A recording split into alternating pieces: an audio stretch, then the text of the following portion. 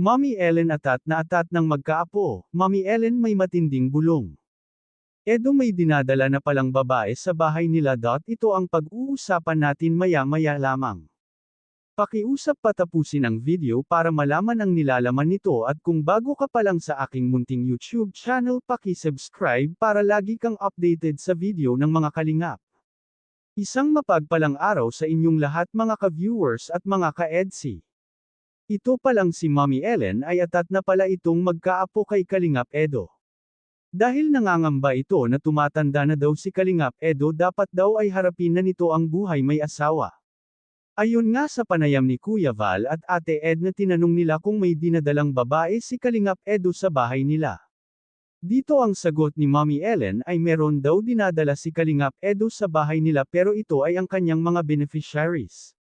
Wow, ang bait naman ni Kalingap Edo, talagang malapit na ang loob niya sa kanyang mga beneficiaries.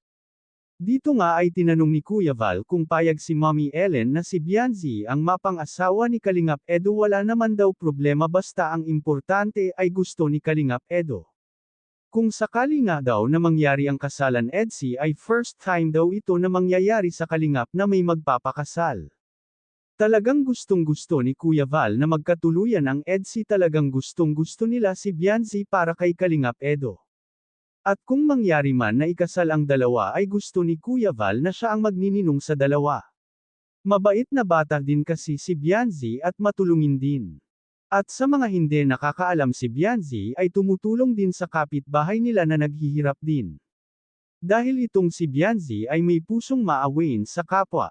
Hindi daw niya kayang tingnan lang lalo kung walang makain, pati nga ang mama ni Bianzi ay nagbibigay din dahil hindi daw nila kayang tingnan na hindi kumakain. Dumako tayo ulit sa tambalang EDSI.